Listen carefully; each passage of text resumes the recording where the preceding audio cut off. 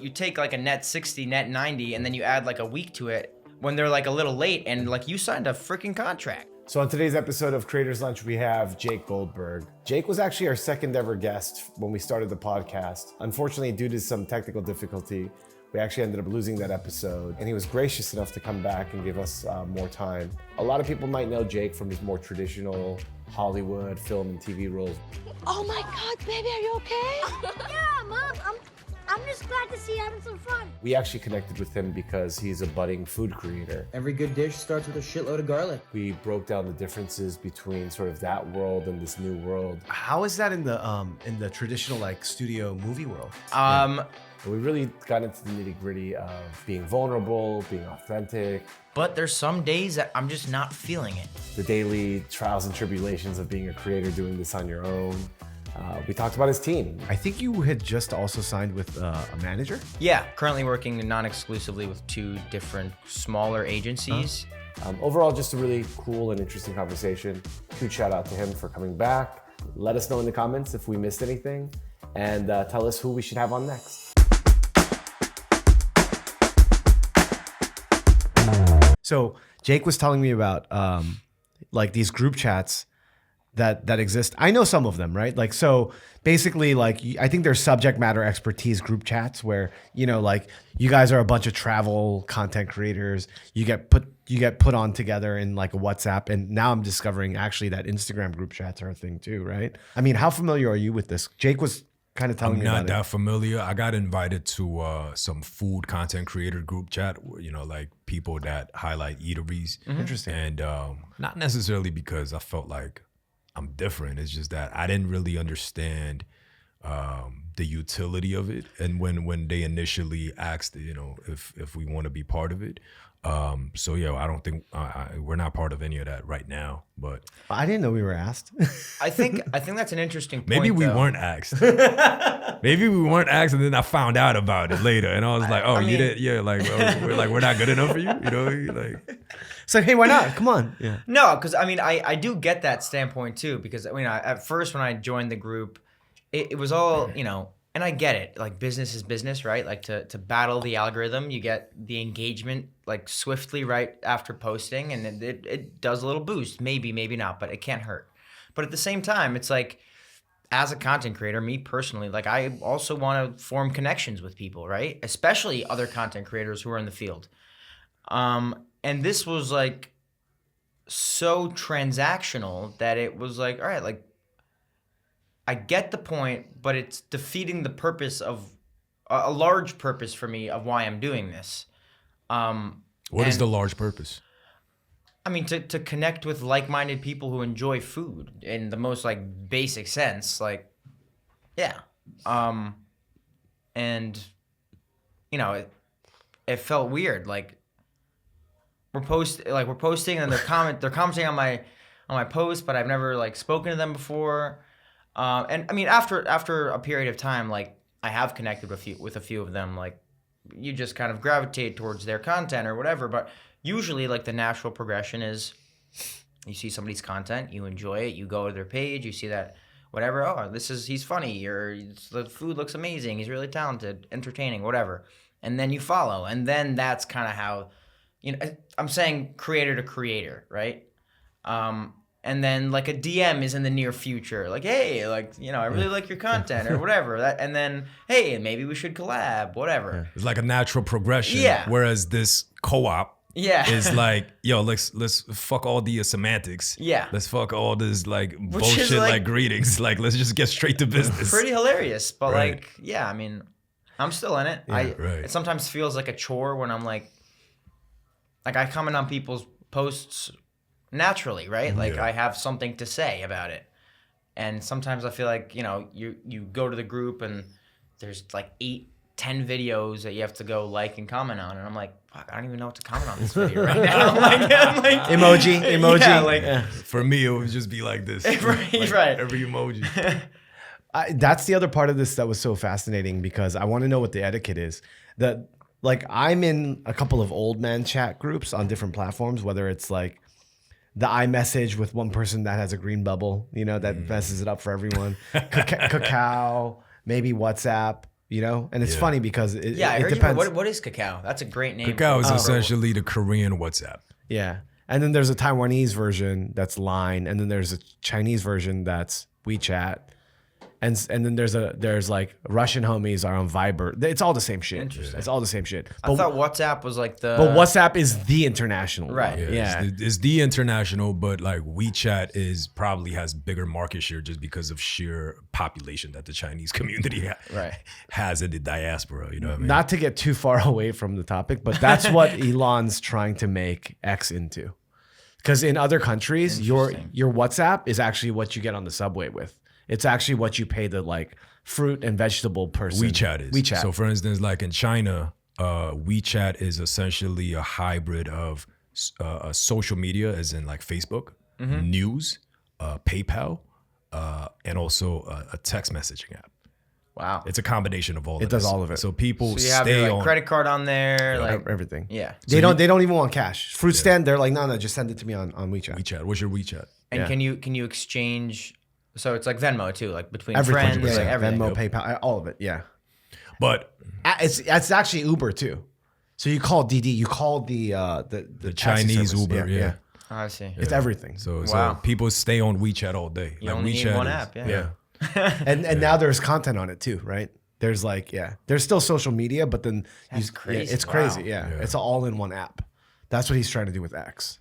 Which, didn't know that. Yeah, which is a foreign concept to a lot of Americans now because everything is segmented. Yeah, But got a lot of work to do.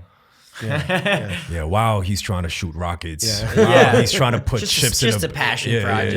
Yeah. While he's trying to put chips in people's brains, you know what I mean? Dig tunnels. Apparently he has like the first human trial. Like he, Yeah. We'll see what happens. yeah. But so as someone that's always curious, I want to know like the etiquette. Yeah. Are you allowed to am I allowed to put everyone that's been on Creators Lunch onto an Instagram chat? I don't know, man. Right? Like, I don't know, right? Maybe we should have like a dinner first so that that's what I'm everybody saying, gets right? Like, acquainted. I don't know what the etiquette is around that. Maybe it's creators dinner, you know? Yeah. Do you have to? I'm sure some people would be open to it. Yeah. I mean, if they're not, they're not. But like, Yeah. Yeah. definitely. Yeah. I mean, there's probably etiquette around like, so in the transactional one, that's essentially a co-op.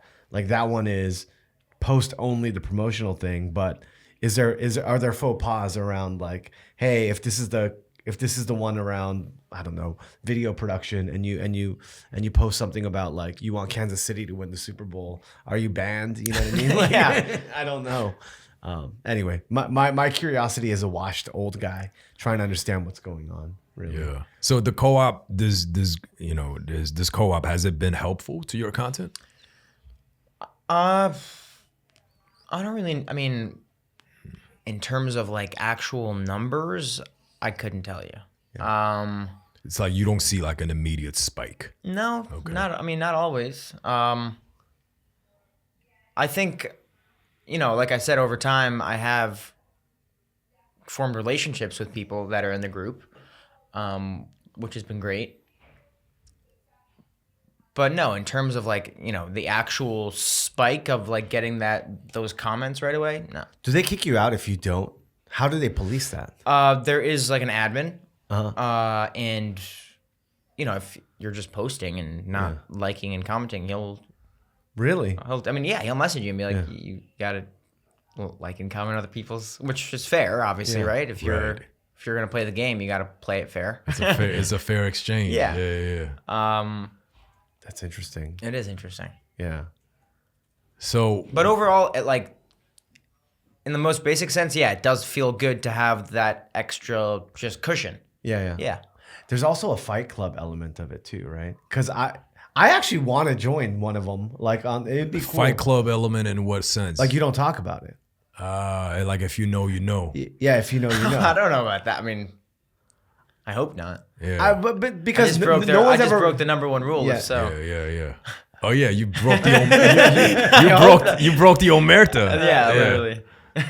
No, there's got to be, right? Because if I think about it, knowing that we've talked about it on Building Righteous Teams, by the way. We know that there's these collectives that share like, hey, actually, why don't we tell you, Jake? So we know that there's a WhatsApp group where they'll tell you what they got for ad rates, which is fine. Like, hey, That's fuck you pay me, right? Have you heard of fuck you pay me? yeah, exactly. Yeah. Yep. Yeah. We know she raised all that money. Yeah. Yeah. So exactly that, right? So it's that. But then the part that we don't feel good about is not only are you saying, okay, cool, you could get X amount from X brand, or, but also, hey, this restaurant just opened. You should go shake them down for this much. And then we were like, what? That's. Yeah, that was there were certain approaches that we That's just a little didn't skeevy, necessarily Totally. agreed with. Yeah. So that's why I was like, I don't really think that's like our vibe. You know what I mean? Yeah. Again, That's the opposite of your vibe. Yeah, It's not even- I don't think I don't want to knock people's hustle, but that was kind of the approach that I didn't necessarily see ourselves fitting in. Yeah, Yeah. but giving 100%. feedback as to like how a video could be better, I'm totally for that, right? Right. Them putting us onto a new spot, totally for that. Yeah.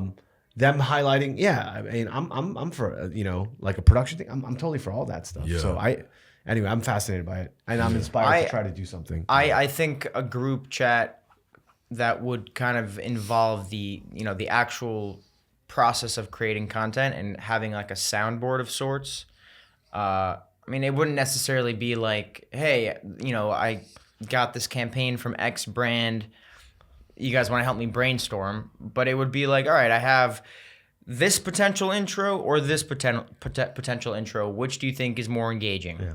And then, I mean, I was telling Brian, like, you look at your content for so long, and you kind of like lose the fire of it, right? Or like you're like, is this even good anymore? You're like editing, and it's just not the same after it's done. Yeah, because I mean, after a certain point, it just becomes a routine and it becomes Yeah. mundane almost. Yeah. I mean, the intro you thought was captivating is no longer captivating, and then you're like questioning yourself.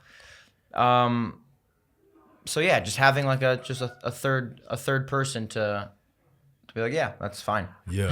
How do you navigate through all? I mean, so this is a fascinating way to start our conversation today, but like, there's so many different things that you have to do as a content creator. Yeah.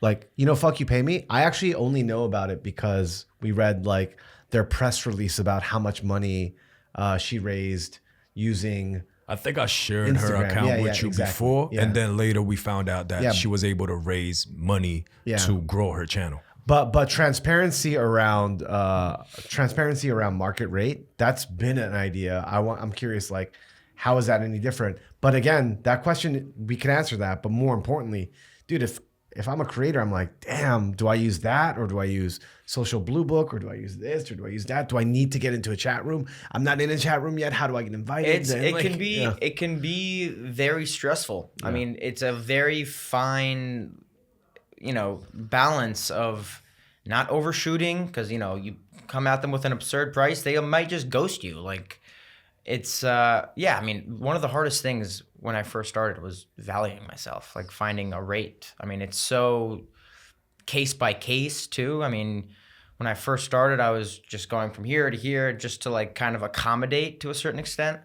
Obviously clients' budgets are different, but at the same time, you also have to kind of stick to a rate and form like a business plan of sorts and not teeter too much. What was the first brand deal that you got? I think it was Grillo's Pickles. What is that? Grillo's Pickles. I remember Grillo's him telling us Pickles. that, You yeah. haven't heard of Grillo's Pickles? Nah, Really not good pickles. familiar. Yeah. That's a free plug right there. But yeah. And can you tell us how much you got paid for that? I think it was like $400. Got you. And Yeah. how long were you into the content creation process? Maybe like less than 6 months. Around 6 months maybe. I started like doing outreach very casually after 6 months. I mean, the first 6 months, I wasn't like, I was posting maybe once a week. I was just getting it off the ground. And I mean, to be honest, the first 6 months, it wasn't like a monetization project. It was just like, I need a creative outlet type of thing. But then I was like, all right, let me shoot my shot and How many see if followers did you have at the time? I think around 60. on Instagram? 60,000. or I didn't even TikTok? have like TikTok, maybe like 10,000. Okay. So you were focusing more on Instagram. Yeah, I mean the TikTok, I was still very new to. I like judged it a lot. Yeah, and then I mean TikTok, the what blew up on TikTok was the grown-ups content. Like that, it took me not very long to grow the following on TikTok. Right. And people also follow a little bit easier on TikTok. Yeah. So you were here in November, right? Yeah, it was November. It was before the new year. Yeah. So a couple things that really stood out from that conversation. Number one was, I was fascinated by the fact that you had done reach out, and you were proactively reaching out to brands, which is like so dope. And we didn't even, we haven't done that. So that's something I wanted to learn from you. I think you had just also signed with a manager.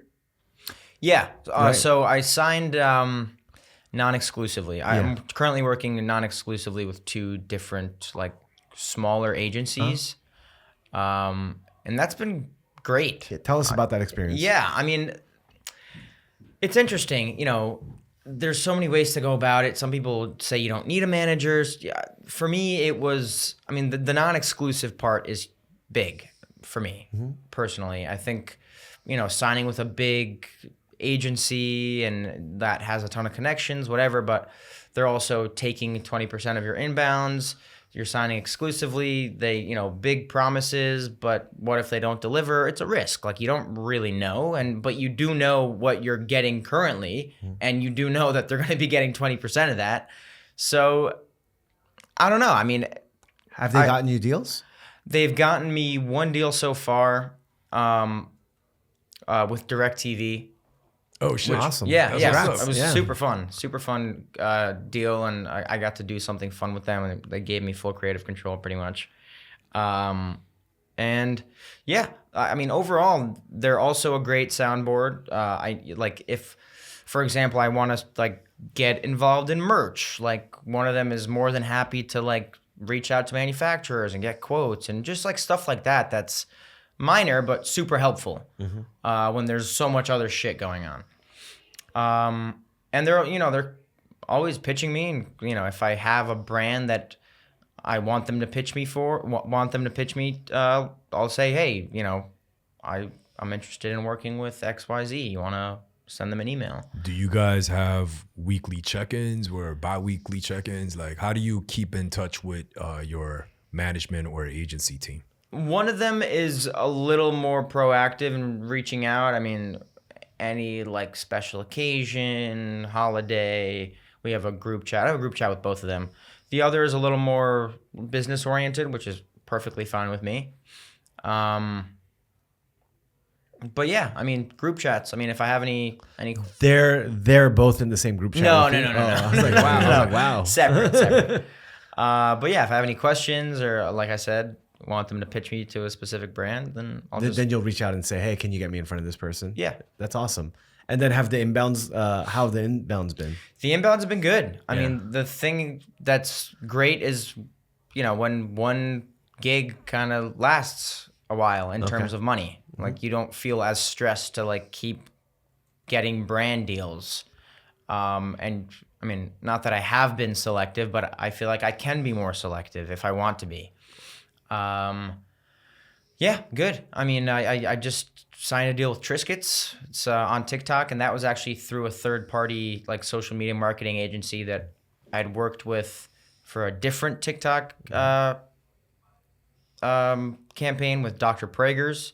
So they reached out again with Triscuits as a different client, which was cool to see.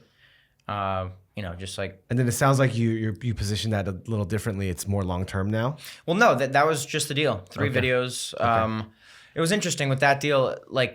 It's a very they want one. I just released the video. They wanted 1 video in February, 1 video in May, and 1 video in August. Right.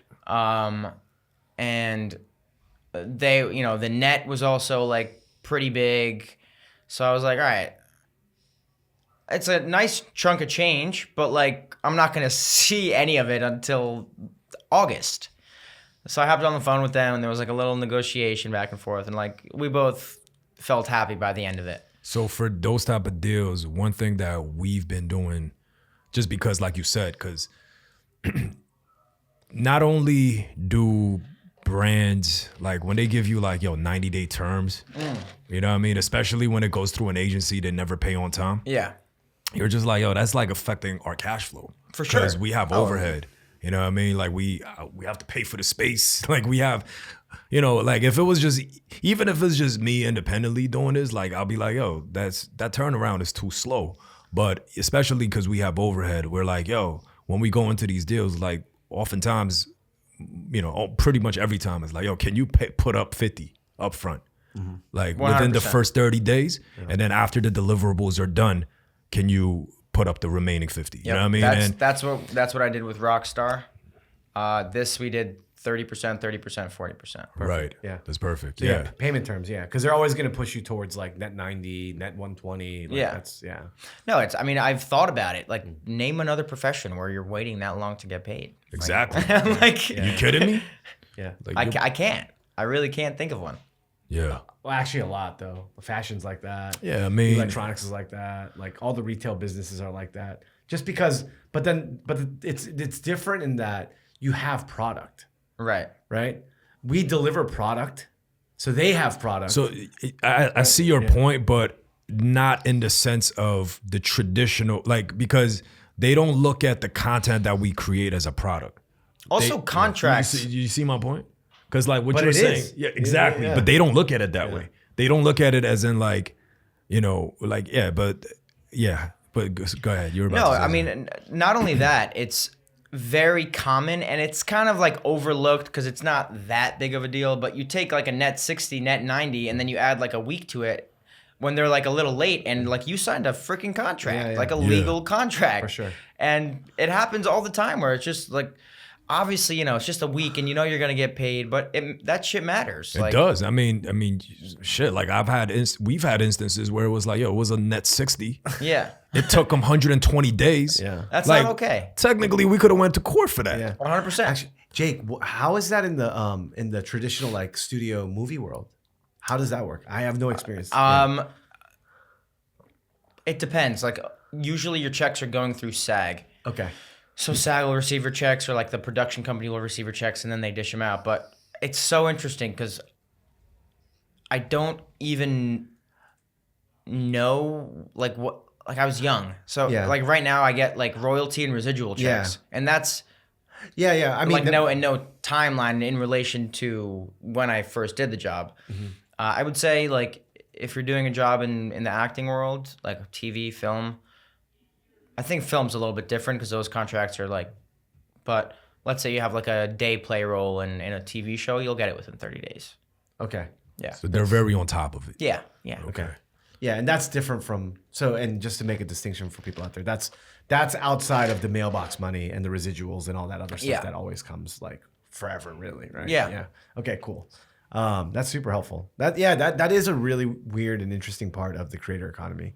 And I've thought it's like, when is the union gonna form? Yeah. Well- Well, they're trying to do that right now. Are they? Yeah. Because I was thinking like in the next 3 to 5 years, there's got to be a union for this. They're trying to do that right now. Do you think it'll work? I mean, it's gonna take a long. I mean, yes, I think, but there's a lot to cover. Well, to your point, wait, hold up. You're saying that they're trying to do that right now. Do you have any insight about this? Yeah. Have you heard examples? Ezra and Night Media, they're trying to do that literally right now. Night Media is the home to Mr. Beast,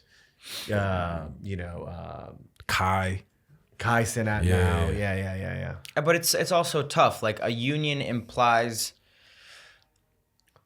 that both parties have to abide by certain rules and regulations. But there's think SAG-AFTRA, right? There's like non-SAG projects, Yeah. in which case they don't necessarily have to abide by those rules and regulations. The actor knows that, and think. Like, the thing is like the ones being taken advantage of are the smaller creators who are kind of new. They don't really get the landscape. And they're a lot more susceptible to the, let's say, non-union jobs once there is a union, right? You're working with like a mom and pop shop or like a smaller business. Even if it's a bigger business, you're a micro-influencer. And you know, you're not part of this like big grand campaign. It's more so just like a one-off, and you know, they can say that's just like, yeah, not a union job or whatever. Yeah. What will be the benefit of a union in the creator economy, would you say? A floor, right? A floor, right? You want to make sure that, you know, people are being compensated fairly, equitably. You want to make sure that there's no egregious sort of like, you know, Timely. timely, all of that stuff. I think it's really difficult though, because when you look at these traditional sort of institutions and unions, it works because they're usually defined by a locale, right? So like SAG-AFTRA, like, because everyone has to agree, otherwise the social contract doesn't work, the construct doesn't work, Exactly. right?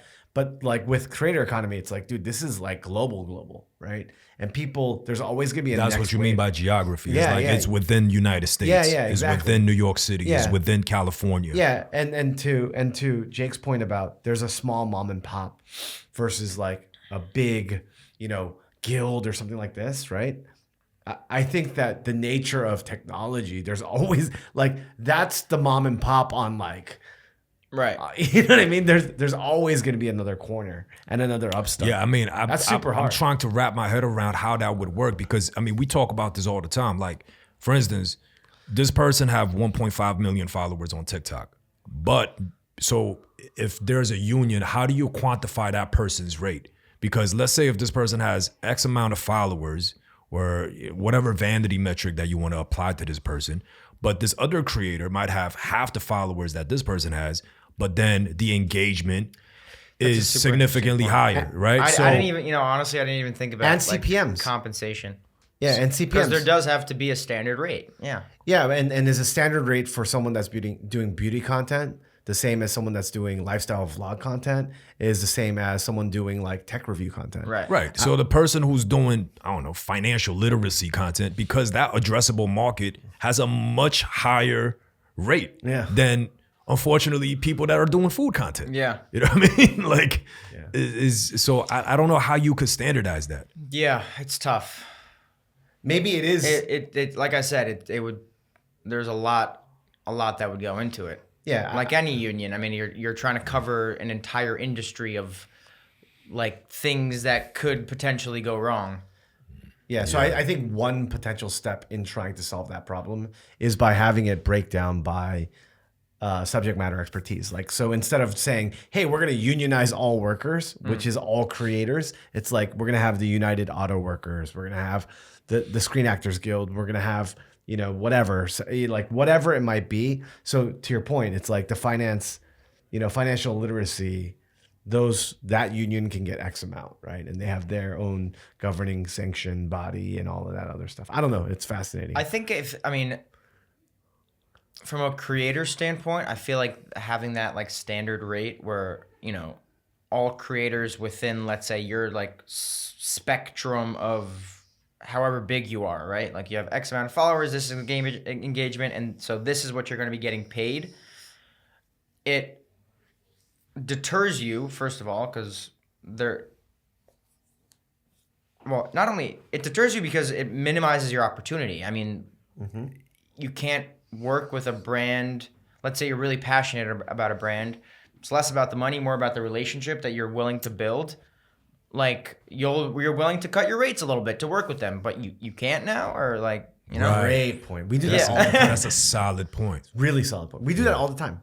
There's brands that will pay us peanuts. Right. But we're like, we want to do it because you're a big name. Yeah. Or someone that's reputable or someone that we want to build with, right? And if your union mandates that you can't take that rate because it's well below market. And that particular brand, like you said, like, okay, let's say a mom and pop eatery, we never take any money from them, right? But let's say, I mean, we put this out on the wax. Samsung didn't pay our rate.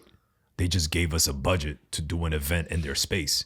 Now, if we are under a union, you're talking about you working with a global brand and you're not trying to take anything from them. Yeah. Like probably a that's violation. that's a complete violation. You know what I mean? So like you can't even justify That's the that. thing. There's just so many different types of partnerships and like agreements, contracts, campaigns. Like, I mean, a live event is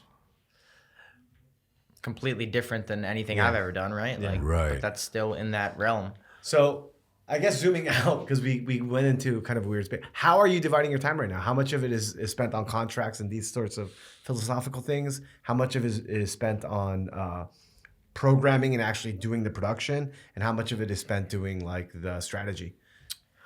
I mean, right now I've been in like a weird, like, I'm kind of off the rails right now in terms of content and consistency, and I'm just kind of like reassessing, recollecting myself. A lot going on, like with my work, outside of my work, so I'm kind of just like in a limbo, let's call it. What's going on? Yeah. I guess one thing that's been on my mind, and I guess it ties into, you know, being in a profession that requires you to be on camera, right? Or to be on, like perform in whatever sense. Like even like not that I'm performing, but you know, I'm on camera, I'm having a conversation, it's live. And you kind of have to, it's the idea of just being camera ready always, right? Like you think about like Jimmy Kimmel, right? Like you're telling me Jimmy Kimmel doesn't have bad days? Do you see that on camera? Absolutely not. Right. And it's this idea of like, you know, I got to keep up with my content. I got to be consistent. I got to keep posting. But there's some days that I'm just not feeling it, right? Like I just don't want to be on camera. I'm sad. I'm whatever. Like just don't want to do it. So how do you manage whatever else is happening in your life while still keeping up with your work? I mean, you can apply it to anything, right? Like you don't want to go into the office to do your 9 to 5 because you're feeling XYZ. But Yeah. I think the added element is you're on camera and you have to perform to a certain extent, like have some energy.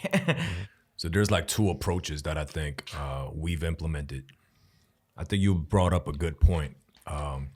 People have 9 to 5 jobs and go into the office, whether they feel shitty or not. Yeah. So I think at least in terms of Righteous Eats and Creators Lunch, these two verticals that we've created, we treat it like a 9 to 5 job.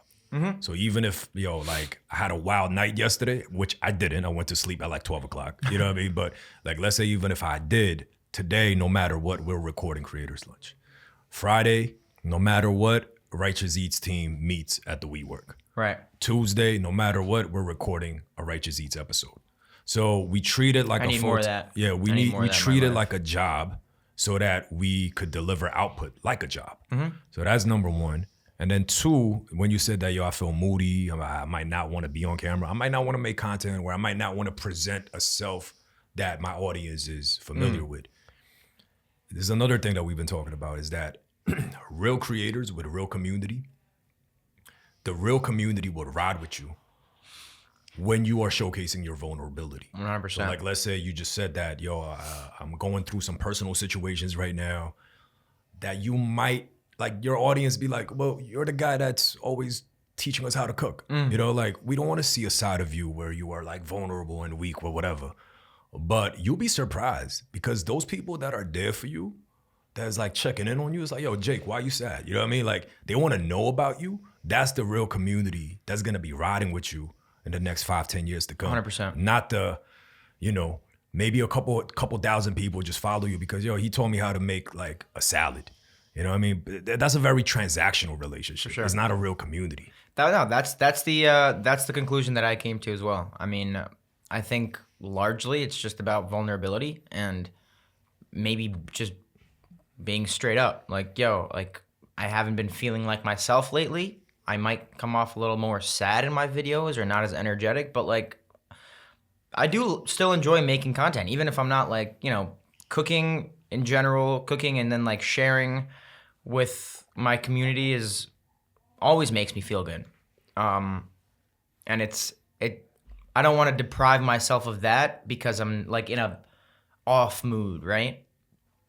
Or I don't want to create this like idea that I can only make content when I'm feeling like this, and I can only show this side of me. And yeah, I mean, I have kind of dabbled in the, just being straight up and not necessarily being silly Jake, but being like, yeah, like silly Jake's having a bad fucking day today. And like, Silly Jake is sad Jake today. Yeah. That's what you're gonna get. Yeah, Sad Jake. and yeah, just bringing yourself every day to it, like regardless of what people may expect of you. And have you formatted that? Meaning, have you experimented with different formats? The same way that you very deliberately. I remember last time you knew you were going to do certain cooking things, and, Yeah. and there was a program around it, a structure around it, or are you just sort of like? I think What's your thought I'd like process? to make a video addressing it formally because I think it's also you can apply it to like a larger problem on social media where it's like, you know, nobody's gonna share their losses, but like, what if people do? What if I do? You know, I love that idea. or like, and that's kind of like the general idea of it, right? But if you apply it to me, it's like I still want to cook for you all. I still want to, you know, create content, but it just might not be the silly Jake that you're used to. Like I want to be able to create content and be honest with you guys and just, you know, however I'm feeling that day is what you're going to get. And like, Yeah. I think the beauty of it, and I touched upon this last time, is like still being light about whatever misfortune or like still, you know, kind of like the like fun self-deprecation that's like you're touching upon like serious things but in a light way. So it's still you can still find humor in like tragedy, and like all comedy is based in tragedy largely. So Have you been experimenting with any specific new formats? I guess is a better question. formats like Just broadly, not even if it's that. I you know. think I think what's worked and what I've enjoyed doing when I do have like a story to tell is voiceover, and I found those videos to be really powerful. Like when like I did one on love languages. I cooked my sister some like spicy noodle soup, and I just talked about love languages, and it was all in voiceover. Like there was music over the video, but like muted the actual audio, right? And that was very new to me because I'm always just like keep the camera rolling. You know, the you talk to the camera very naturally, like things just pop up, and that's usually how I go. But as I've kind of done more serious content or like just a little more like intimate personal content, I found that the voiceovers are very like a very good way to communicate with people in like a succinct storytelling manner. Totally. I mean, also you are racing against the time. Racing against time is in like you want to keep this under 90 seconds, or you want to keep this under a minute. And when you're trying to freestyle off the top, or if you're trying to communicate that over in real time, like you're not able to touch all those points. Exactly. Yeah. And like from a engagement standpoint, it's one added layer of a video, right? Like you have the visual, you have the music in the background, but then you also have like a story to tell them that they're listening to while they're watching. And I've found that they've been very successful. Yeah, you're economical in all. VO can be economical in all ways, right? Yeah. So you're more succinct with the script, able to be very precise with your chosen language. You're able to still have the visual stories and all the cues there. Right. The music, yeah, I love that. I love how you describe that. It's like you're able to pack in more. Exactly. Yeah. It can never hurt, almost. Yeah. So as a cook and creator, I'm curious, and this is coming from experience, because I started off on TikTok making recipes, putting together recipe videos. I think after like I did maybe 30 of them, I was like, yo, what else can I cook? You know what I mean? Like I could go online and try to replicate, recipes, or try to emulate recipes, or I could create tempos like, oh, this is a certain holiday, let's try to make this particular recipe, right? So I was trying to program around it, but then because I have no prior training as a cook, it was very challenging after a certain point. You know what I mean? And I'm curious, like, how do you tackle that? How do you tackle coming up with new recipes? Yeah, it's displaying certain skills. I don't make it easy on myself, honestly. Like, I see other content creators doing a lot of like series type stuff, like cooking basics, sauces, international dishes, whatever. You know, you see people on the street. What's your favorite dish? And then they make it and give it to them. It's like, again, and going back to your point of like making it like a job and kind of creating this routine around your work. It's very, and maybe this is just the way I work because I am kind of scatterbrained, and it is very like when I feel inspired or like I feel passionate, I just like do, but it's not as calculated or like technical maybe as it should be, my work. So, and that can make things hard because, you know, again, it's if I'm inspired by something or there's a dish that pops in my head, I'll kind of marinate on it and then like it'll come together. I'm like, all right, let's shoot it. But in terms of like, let's say like a content calendar, don't even know what the fuck that is. I should though, because that's kind of how you stay consistent and also just make it easier for yourself. Instead of like, you know, letting the idea pop up, you like designate some time. It's like, all right, from this time to this time, you brainstorm and you come up with the ideas beforehand, not like wait for one to come and then whatever. And I think that would just put less pressure on myself. I think also there's definitely times where I'm like, all right, you don't have something planned, but you gotta put something out, and then you kind of like half-ass it, or you know, you come up with like an easy, quick recipe that's not like, it's just like as opposed to something that, like when I put thought into it, and that's the thing, I put thought into it when I should be working on it, instead of putting thought into it in a designated time at the beginning of the week, Sunday, and then just working. It's just kind of like a day by day, and it's all very hectic. Is that something that you want to improve upon? Absolutely. Okay, gotcha. Absolutely, yeah. Can I ask you a little bit about your audience and your community? Sure. What's the demographic? What does that look like? Who's watching and who's tuning in? So it's, I would say, on the younger side, like 18 to 24, for the most part. So college students, recent graduates, Right. First job. Mm-hmm. Yeah. Yeah, and I think New York, United States, England. so I have like a big community in Mexico. Interesting. And that is like, I think largely from grown-ups, because Salma Hayek is like a god over there, and she was in grown-ups. So I think a lot of them followed me because of that. But they're very engaged. Like they are very loyal fans, which is nice. Yeah. And yeah, like majority US in both TikTok and like New York is climbing, which I like. Like I like feeling like I'm part of the New York content creator community. And recently I've been doing like a lot of dishes I grew up on, and those have been like a hit. Largely because of what's happening in the world. I mean, they're Israeli, Arabic, Mediterranean dishes, but it's a very contentious topic, which I understand because food is very sensitive for people.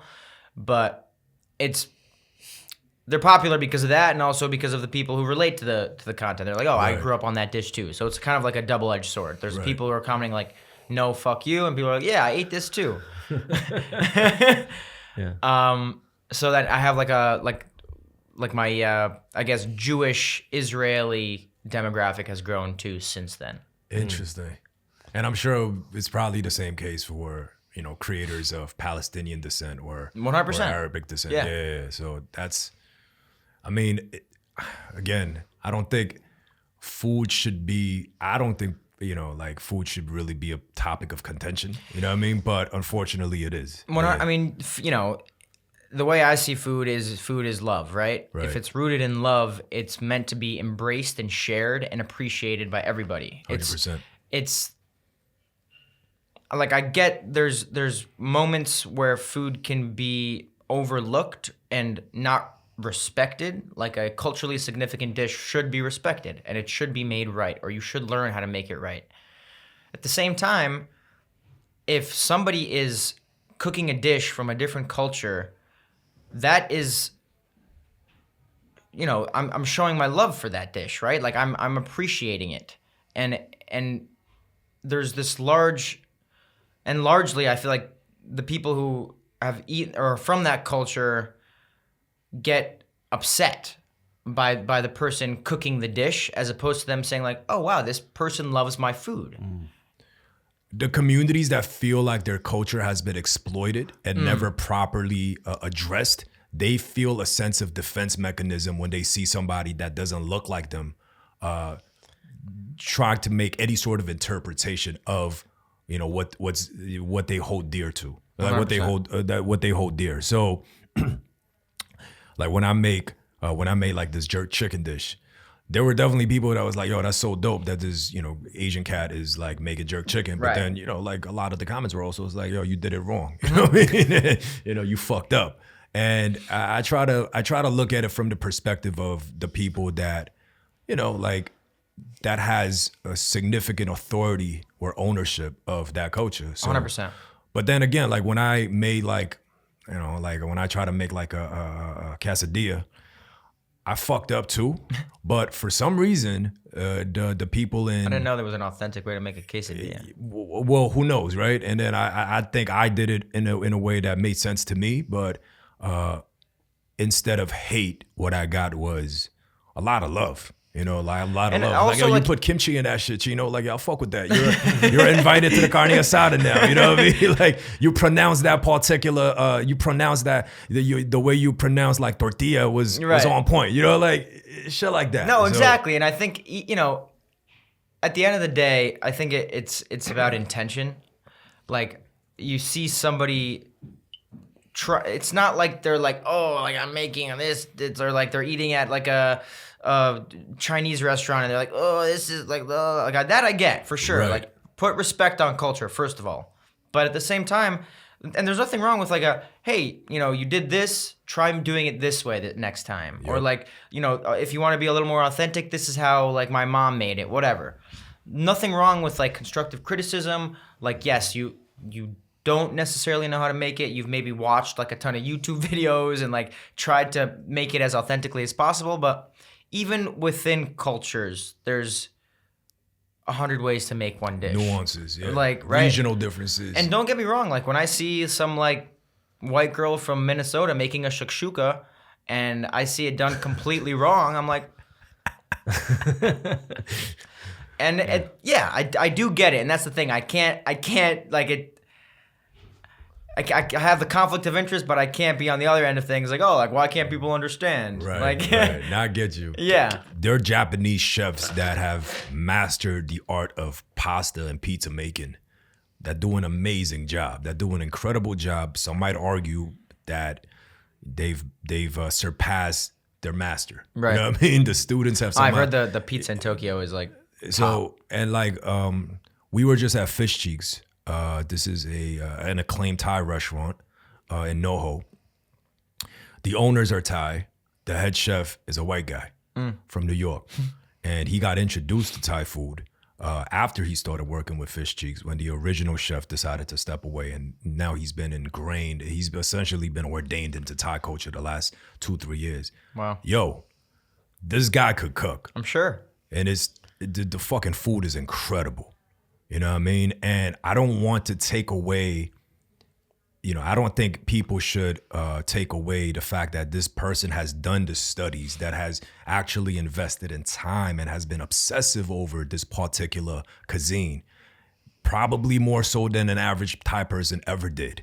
You know, to say that, yo, just because of, you know, your cultural background or the way you look, the pigmentation of your skin is going to determine whether or not you have, you know, authority to say that, Right. you know, like making a dish. You know what I mean? 100%. Yeah. I think I think it comes back to intention. Yeah. And as long as you try to do what is the most authentic to your intention of appreciation and learning and really tapping in, that's all you could do. Because even if you dedicate your entire life to something, there's still going to be people that don't accept it, right? Yeah, I mean, when I cook whatever Mediterranean food, Israeli food, or Arabic food that I grew up on, I get Israelis like, yo, that's not how you make it, and I'm like, well, that's so are they? Why are they? I'm Exactly. also like, you know, Yeah. I mean, you guys know who Rick Bayless is?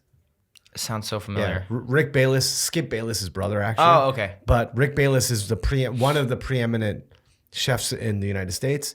and his whole thing is Mexican food. I do know Rick Right? Bayless. Yeah. Frontera, I think is his name. Yeah. Rick Bayless. Dude, this guy lived in Mexico for like 15 years. He's fluent in Spanish. He's done all the research. Right. And then there's still gonna be people that are like, yo, a white guy shouldn't be cooking Mexican food. Yeah. You know? So like You can't please everybody. you can't please everyone, and you got to understand the intent. Like he's literally down like in Mexico learning about this shit Right. for decades, right? And so, how's your growth been, by the way? Growth's been good. I mean, What's your follower count right now on Instagram and TikTok? on Instagram, it's 233,000. Oh, that's significantly higher than when we spoke in November. No, Yeah. Yeah, I think Grew it's like 30,000 or 40,000. no more. I think maybe like 30, 40. Yeah, Wow. Yo, that's dope, man. Thank you. Congrats. Yeah, no, the dishes I grew up on was really great, and it kind of our last conversation inspired kind of like an introspection of like, all right, maybe get a little deeper and like That's amazing. love that. talk a little bit about yourself and like Love that. your story, even if it's like rejected by a lot of people. Because I mean, really, like regardless of how contentious it may be, like I'm just speaking my truth. Like that's Totally. at the end of the day, like sorry. Fuck yeah, man. 100%. And then what about TikTok? TikTok, I think around this, I don't even know honestly. Maybe through it's 360, 360.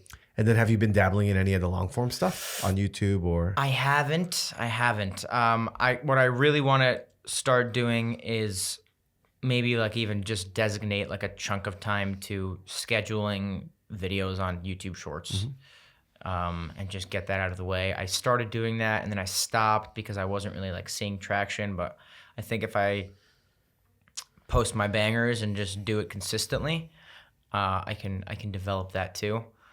I've just been trying to I guess bounce back to like my normal level of work and hustle and creativity. So it's, adding on has been kind of at the, the back of my mind. It's more the forefront is more so like just get back to doing what you were doing. What's the biggest factor to get you from 250,000 to 1 million? What do you think? I think about that sometimes. It's so interesting. I think momentum is huge. Like when the people are watching, the people are watching, and like when one hits, you got to ride that wave. 100%. I think that's one thing.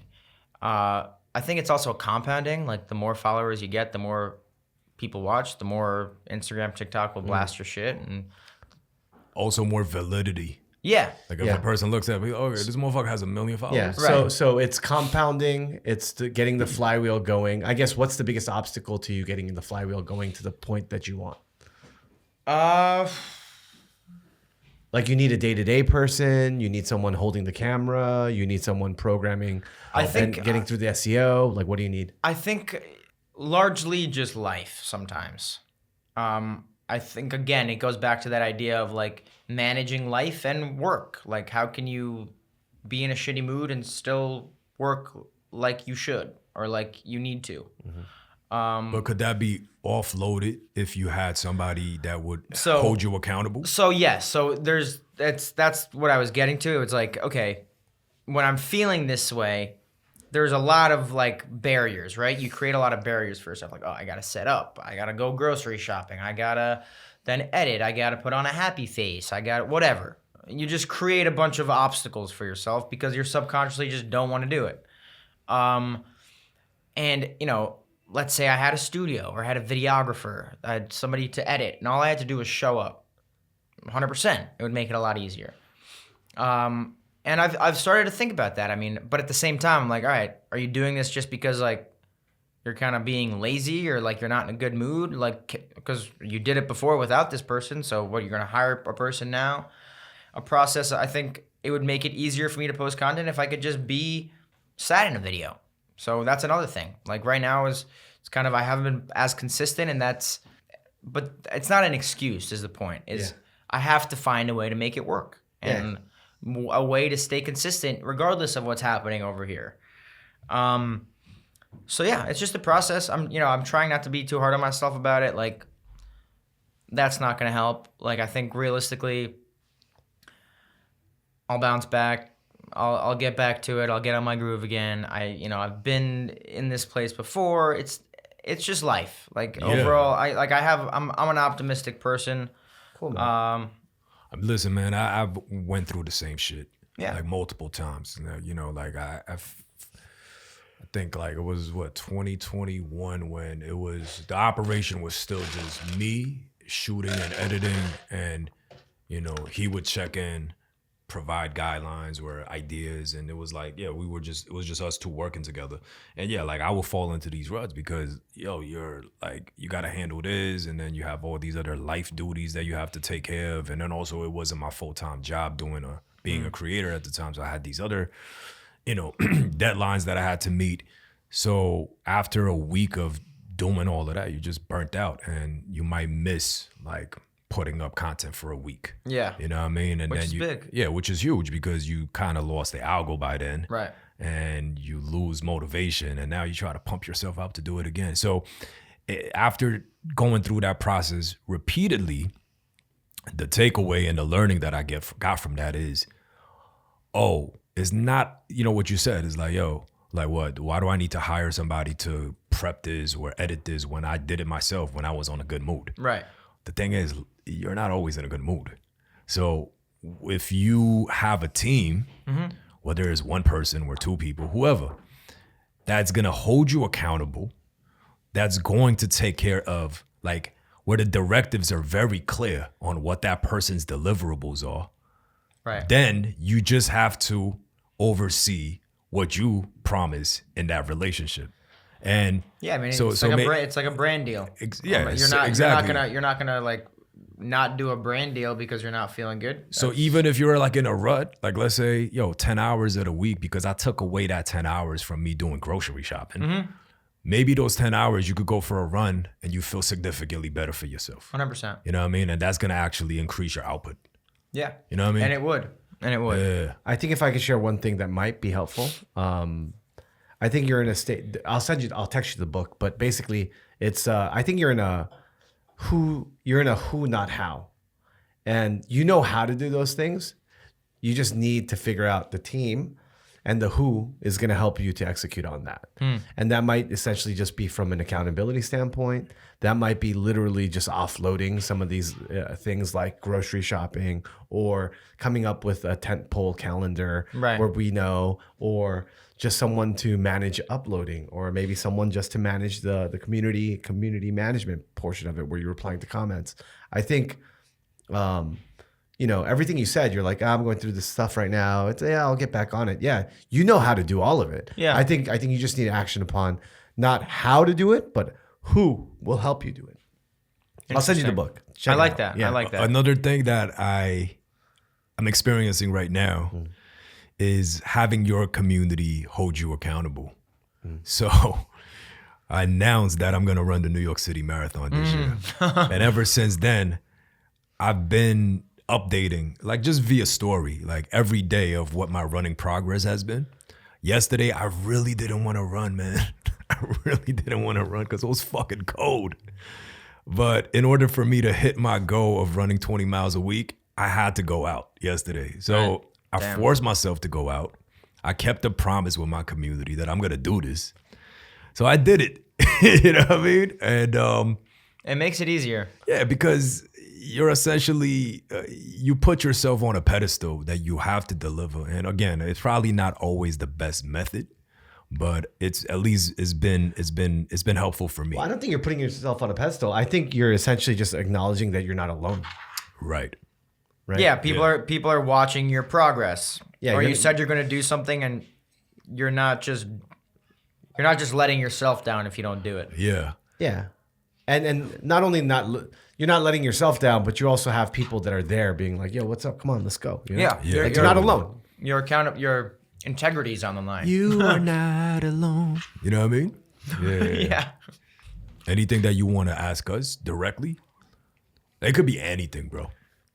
How do you create time for elevating and progress when you are spending the majority of your time maintaining? Good question. So you don't. So yeah, I mean, you just don't. You don't. The thing is, you have to carve out that time, right? I mean, as simple as that. My Wednesday is my research day. I have therapy. I'm reading. I'm watching. I'm listening. I'm going for a walk. That's my time. Because if I don't have that time, then I know that I won't be able to function and elevate outside of that. That's the day that he texts me at 10 p.m. instead of 10 a.m. Yeah. It's Yeah. like after he does all that, he's like, yo, I got all these ideas. Yeah. No, really. I love it. And then another way, if I can't do it in that specific time period that I make, then I'll try to use other time periods and get that. So I actually really like menial tasks now, whether it's cleaning or painting or whatever it might be. I know Jakey's time like this is actually just walking. He wanders the streets, but like Yeah, I love 10,000 a that. day. Yeah. 10,000 steps a day, dog. it's being able to. I mean, you need shower time. You know, you need shower time. You need commute time. You need that time where you're. You know, Jeff Bezos calls it like his morning where he putzes around. Right? He wakes up, you know, looks at his phone, you know, has some coffee, like a time to do nothing. Right. To ruminate. Yeah, exactly. And I think that's, if you don't have that and you're constantly just in the rat race of like finish. Yeah. Like, you know, you're not going to do that. And here's the other thing too, as you boss up, because that's what you're really asking, right? As you boss up, essentially you got to understand that this is also a Jeff Bezos thing. You have to figure out your job is not to make a million little decisions every single day. The further along you get in becoming a boss, you actually, the whole thing is predicated on, can you make one quality decision per day? Like Delegating the rest? Yes. Again, who, not how. Yeah. Right? Because But do you think I mean, this is kind of an interesting or weird question, but when do you know when you're there? Right? Like when do you know you need to start delegating, or like, I mean, obviously there's like the financial aspect of it, where it's like, can I like onboard somebody to come work for me, which is fine. Yeah, I think I can. But when is it like, do I need to, or I guess, I mean, I can answer that question myself. how would you answer it? I think it's just a matter of, is this investment worth it? Like, is this person going to help me get to where I want to go? Totally. Pretty much. If you want to get down to the nitty gritty, do a breakdown of how much you need for the month for you to sustain. And then how much you need to hire another person, and do a quick estimate of, okay, if I allocate this amount of time and invest in this amount of money into hiring this other person, how much more growth could I project? And once you kind of have a rough equation in your head, and if it makes sense to you, and even if it doesn't make sense, if you have such a conviction that what you're doing is going to get you to a certain goal, then I think it's worthwhile. Like, because, you know, for me personally, yeah, like I quit all these pre-existing things that I had in the end of 2021 and made this conviction that, yo, this is what I'm going to be doing for the rest of my life. Yeah, so I think it's twofold, and you were kind of getting there. I thought you were going to get there. Number one, answering it yourself. I thought you were going to say like, "Yo, am I all in?" That's the first thing. Like, is this the thing that I want to do, or do I still want to go on auditions? Do I want to do this? Do I want to do this? Like, is being a full-time content creator the thing that I want to do? Do I want to be when you go meet people at like a business networking event or something, and they ask you what do you do? What do you say? I told him I'm a TikToker. That's what I told. Right? Like, I was on an elevator with this lady. She says that she works for a cybersecurity company, and then she was like, well, "So what do you do?" I was like, "Oh, I'm a TikToker." Right. You know what I mean? That's so brave. That vastly undermines like we invest, we're building multiple channels, we're doing all these other things, right? But at the You're end like of the day, saying fuck you to all of it. It's amazing. well, no, more than not only fuck you, In a but way, Just because yeah, like yeah. it's like that's like almost like such a hard question from like the content creator standpoint. Like somebody asks you, it's like, oh, like what do you do? It's like, I'm a TikToker. Like, yeah, but when he you could've- say that, like but he people could've- don't take you seriously, but that's the whole point. It's like, I don't need you to take me 100%. seriously. Exactly. Exactly. And more Exactly. importantly, Yeah. I believe that what I'm doing is what I'm doing. Right. Right. He could have said, "I'm still a part." Well, it's complicated. Right, you feel like you need to get into all the details. I, and like, I produced a full feature length documentary. I'm also still a part owner in a small business. For sure. Like we do a bit of angel investing. Like did all these different things, right? Oh, no. It's like I make TikTok videos. yeah. Right. You're keeping your power. So that's number one. So it's really burning the sail and being able to say, this is the commitment of what I'm trying to do. Then when you do that, to add on to what he was saying, break it down, just literally break it down in chunks, right? Try to break it down where you're like, okay, cool. Well, if I'm spending 40 hours on TikTok videos, of that 40 hours, how much of that is actually in pre-production? How much of that is actually in pre-production? In pre-production, how much of it is ideation? How much of that is having to get supplies and materials, setting up cameras? Okay, after that, how much of that is spent on editing? How much of that is spent on editing? And then after editing, how much of it is spent on uploading to TikTok?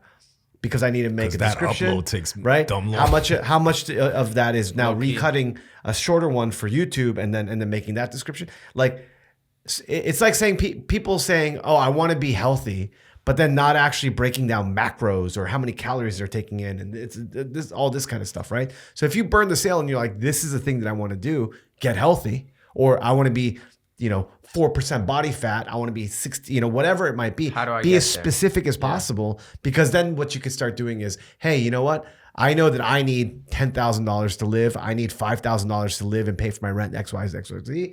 I also know that if I need to pay someone to help me with this portion of it, maybe it's $100 a video, $200 a video, maybe it's $25 an hour, maybe it's $50 an hour. When you start breaking things down like that, then you can literally say, I'm going to make that investment because I believe that it'll pay back. Or I'm not quite ready to make that investment, but I can at least work towards that. So now all the brand deals and all the things that you're also doing are building towards a repository or a bank to be able to pay for all that. Right. But again, everyone just says like, I want to do this and just sort of hopes and wishes. Yeah. Who's breaking it down that way? Yeah. Yeah, for me, it's so true. I haven't really taken that time to like I've had, like you said, like loose ideas and goals and visions, but it's never like very meticulously and logically been broken down like what you're describing. It's all been like a very intuitive, natural process, this content creation journey for me. And I think you're right. I mean, when you really want to boss up, as you said, it takes a certain level of strategy as opposed to just like winging it every day. Totally. If you really want to level up, you have to take that moment to strategize and plan. And it's not about just like keep doing what you're doing, right? Like, because that was my mentality for a lot of it. It's like, all right, like slowly growing and blah blah blah, and some hit, some don't. Just keep going. Yeah. But to elevate, it's not about maintaining. It's about keep going, but also do this plus this. Yeah, you just got to be more deliberate and intentional. Yeah. Yeah. Cool.